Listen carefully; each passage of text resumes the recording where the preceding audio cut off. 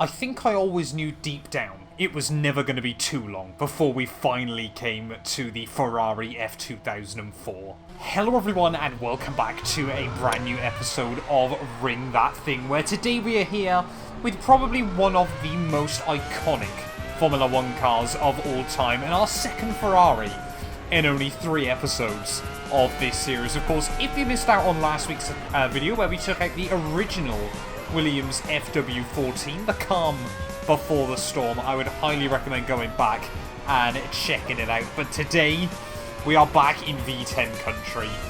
It's the Ferrari F2004. I mean, I think all of us know a fair amount surrounding this car, but, you know, when I started this series, we wanted to try and do some weird and wonderful cars, some forgotten cars as well, but, of course, always, I was going to be asked when on earth we were going to be getting this car on to the Nordschleife. So I guess that's what we're finding out today. For those of you that, somehow don't know about the F2004, of course, Michael Schumacher's Ferrari from, believe it or not, 2004, the clue is well and truly in the name there, steered him to his 7th and final Formula 1 World Championship, and was, until the new generation of cars came along in 2017, the fastest Formula 1 car of all time. Of course, screaming V10 engine, chucking out in excess of 900 brake horsepower, with a combination of a car that weighed, a little over 550, 600 kilos, depending on how much fuel was in it. Combine that with, ridiculous amounts of testing time and some Bridgestone tyres that were basically tailor-made for their cars. You were in for quite a treat if you were Michael Schumacher this season, of course. Yes, his 7th and final World Championship, of course, steered the car to, I think it was 12 or 13 race victories over the course of the year. Almost won the opening 13 Grand Prix in a row.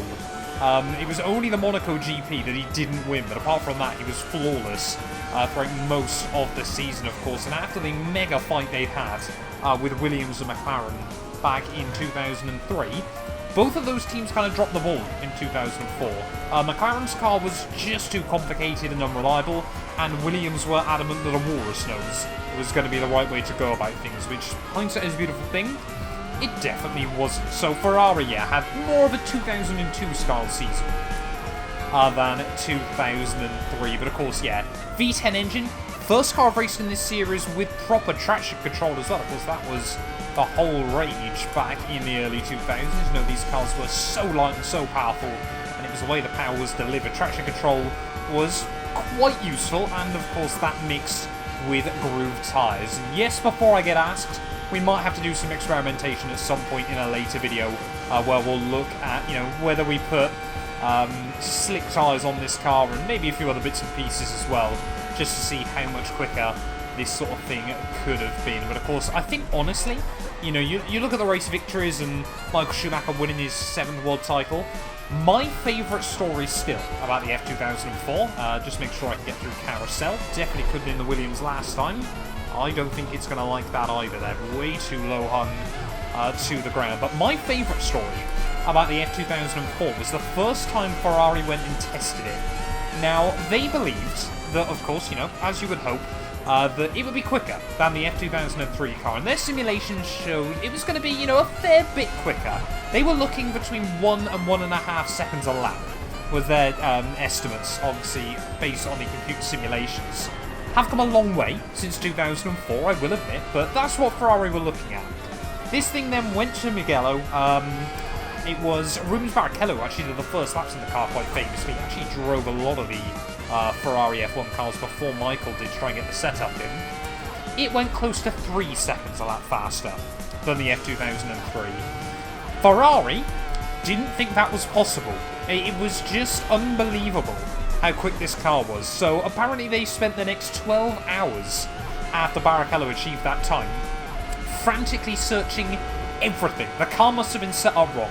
It can't have had enough fuel in it.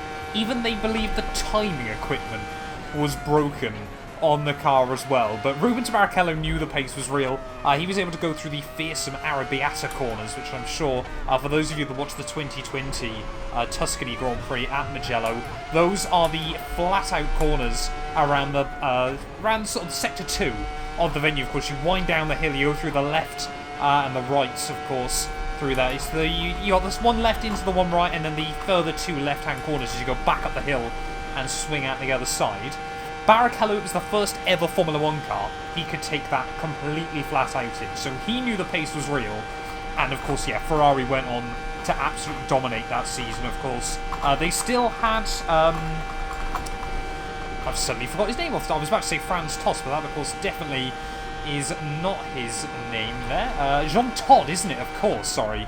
At the helm at the time, and apparently, you know, they were so happy, obviously, when they found the car's pace was real, that anything less than a 1-2 was a disappointment, and Ferrari mechanics and various team members would have to come into Maranello the morning after a Grand Prix with their heads down staring at their feet if they didn't achieve a 1-2 during the Grand Prix there. And already, you know, just speaking about this car's history, we've gone and done our first lap here around the Nordschleife. Let's go and try and get this car set up then, and we'll go out and try and see what sort of more aggressive times we can get. We have got a lap timer at the bottom there, 5:54.0, but of course that did include quite a bit of sort of dilly-dallying around before we got into it. Right, so what I've done now then is I've extended out the gears, I've put the car on soft compound tyres as well, but, I mean, listen to that. V10 up to 19,000 RPM.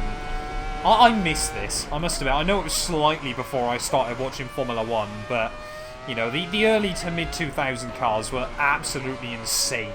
You know, tearing around the Monaco streets, ripping through the Ardennes forest at Belgium and things like that. I mean, these cars just, ooh, hello, looked fast as well. That was the big thing, of course. When you go back and watch footage from this older generation, which I would highly recommend you do, because they were so light and so small relative to modern Formula 1 cars, they just look so fast there. A 6th gear as we head out on the straight past Flugplatz there. We're gonna not even need 7th just yet. 320 kilometers an hour there. I think the final drive now is set up that we could get up towards 220 miles an hour, 355 clicks, which might be a bit of a stretch in this car, but I think, you know, we definitely wanted a bit more top-end speed than we were originally able to achieve there. I might just shorten up 6th and 7th slightly, so we can try and get the car exactly where I want it.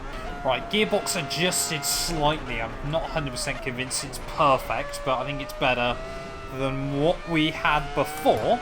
I guess the real question is then, what made this car so good? It's widely considered that the F2004 was the first modern Formula 1 car, if you will, in terms of using the modern packaging solutions and things like that inside a vehicle, of course. Designed by Rory Byrne, who of course was famous for being very good at pinpointing exact areas of a car that needed focus on. I mean, it was kind of just the perfect storm, wasn't it? You obviously had, like I said, Rory Byrne designing the thing, Ferrari with pretty much an unlimited budget, of course, Marlboro sponsorship, still a thing back in the day, and the unlimited funds that cigarette companies could provide. Michael Schumacher behind the wheel, absolutely still within the within the conversation, the greatest Formula 1 driver of all time, and of course, as always, keep fighting Michael. Jean Todt at the helm, Ross Brawn as well, and like I said, unlimited testing, you can really just refine these cars down until they were absolutely perfect there, and all that just combined to make, yeah, a near unbeatable combination. It was Kimi Raikkonen at Spa that finally snookered away a victory from Ferrari, of course, after Jarno Trulli at the Monaco Grand Prix earlier on in the campaign, but of course that was after Michael Schumacher and Juan Pablo Montoya collided in the Monaco tunnel. But of course, yeah, fastest time we've had so far then, the F14T still from the opening week of 5:25. This car, I think we're under no illusion, it should go around here quicker, but how much quicker will it be, and how close could we get to a sub 5? That's the real question on my mind at the moment, but we'll get the car back round and we'll try and absolutely go for it. Oh, the gearing might just be slightly too long on this car, but I tell you what, as we get ready to wind up for a proper aggressive lap then, this thing wants to be driven. Definitely haven't had that in the F14 or the Williams that we drove last week. Neither of them wanted to be driven in quite the same capacity this thing does. But out of Tiergarten then to start an attacking lap around the Nordschleife in the Ferrari F2004. Then up over the start-finish line, lock up the front slightly as you hit the bump through turn 1. Try and get the car down, and the power on the exit there as we hop over the curbing. Traction control, luckily, will keep us in all one piece there. Completely flat, of course, as we head now down in towards the S's third gear on the way in. Of course, you don't quite have the downforce of the modern Formula 1 cars, but this thing's so light, you just chuck it in, and it will find the grip there. You can feel the front tyres, just even with the grooves in them, struggling around trying to locate where the grip is, and then absolutely hunker down on it. Up over flood flats, completely flat, no issues there, of course, as you would come to expect in this series course. So I think it's going to be quite a while before we get a car that needs to break through there, unless we really step back into the classic Formula 1 cars. So we head down over the hill here. I mean, it's how late you can break through here as well, after the change in the concrete there, and still down in second gear there. Roll on the power on the exit. I like the V10 to sing once again there, of course. Down through here, I mean, in most cars you want to be trying to avoid the curbs as best as possible. Feel the bumps through your spine as you head through the decompression, and then out over the top there. Down one gear on the way and just try and straighten yourself up and prepare the car for more engine braking. Just chucking it between those curbs again. Don't really want to nick those curbs, but the traction control, it sorts you out absolutely fine, and it gives you that confidence to really attack there. Completely flat through here. Oh, not with that line though. Slight blend, I think, on exit, but won't really compromise us all too much. As we now head down through another technical sector. Back in, really wanted to rotate around that time. Definitely didn't want first gear through there. Should have kept it in second, but we got away with it. Through hit, miss, hit. Just about get through there. All nice and tidy as well. These are the kind of corners where you really notice the traction control coming alive. Also a lot of oversteer and understeer on the exit there. It's like the F14T. Car wanted just to try and break free, and that pushed the front end out there. Haven't had too many issues with that so far. And luckily we keep it clean through there as well. I mean, look at how much speed you carry off the corner. It absolutely just wants to be driven to and beyond the limit there. Braking just at the marker board on the outside as you now head through the high-speed uphill section. Of course, you never realise just how uphill this area of the circuit is until you really go for it. 300 kilometers an hour again there as we climb our way up in towards the second half of the lap, and I'm really excited to see how this thing is going to handle through the S's. That will be the difference between this and the other cars we've driven there. Down in 6th gear through here, just get the car back in the power band and then back up to 7th. Once again, avoid the curb on the inside, it will really throw you off, and then straight line braking. Try not to lock up over the bump there, and we just about was able to cadence brake our way in and keep it pointing in the right direction. Avoid carousel.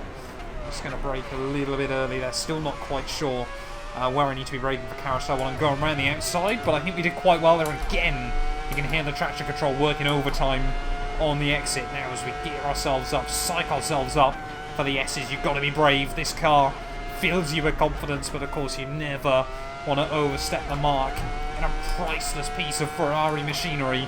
As here we go, completely flat through the first couple. Down the one gear. Whoa! Rally crosses the way through. Luckily, traction control stops the back end trying to overtake the front. That was ragged, but we got away with it. As we now plunge down the hill through YouTube corner. First big snap of oversteer I've had since the really early part of the lap. Again, it just wants to go. Oh, again, another bit of traction bite though, coming from the rear end. Maybe the tyres just starting to give out slightly through the dip. Slight blender throttle, possibly could have taken that flat out, but I'm just not quite brave enough in case the car bounces up or does something crazy. It's been a bit of a ragged lap, but not many corners to go. As we head now in towards, of course, where I ran slightly wide in the F14. Back down in 6th gear, back down into 5th, 4th, and then 3rd there. Still following the wash, of course. The car goes light. It's a bit of a crest halfway through that corner, and of course, where this thing's so light, really does just chuck the front end up. Final corner for the back straight, they'll need to have a good run through there. Tiny blip off the throttle in 5th gear. 6th gear on the exit, weight over the bump. There it is, and then you upshift over to 7th gear there. Just try and scroll off as little momentum as you can. Nordschleife doesn't often feel this bumpy. I know it is known as being quite a rugged circuit still, but you notice absolutely everything in the F2004 there. 310 kilometers an hour, like I said. I think the gearing perhaps just a little bit too long to maximise the dotting a hole, but down in towards the final few corners of the lap. This has felt pretty good. Only a couple more seconds in it if I absolutely got it nailed there. Trying to avoid the curve through Tiergarten, braking nice and heavy. Oh, a little bit of a lock up there. Compromises the run. One more corner to go though. The final turn. What is the time going to be up to the line? It's going to be, I think that's a 5:06.64 there in the Ferrari F2004. That absolutely obliterates the other cars that we've driven in this series there. Almost 20 seconds clear at the front of the field over the F14T. So I guess that goes and says it all, doesn't it? How much progress Ferrari made in 10 years. They lost 2 seconds a lap. Hope that answers that question for you. But thank you all so much for watching this video. If you have enjoyed, please do make sure you leave a like, get yourself subscribed as well. Let me know down in the comments below what car you want to see next. And as always, we'll be back next Thursday ready to ring that thing. None of these videos would be possible without the help of our channel members, so a massive thank you to all of the names you see on your screens currently for helping support the channel. You can join them by clicking the join button down below, and yeah, thank you once again to everyone that continues all the insane support on my work.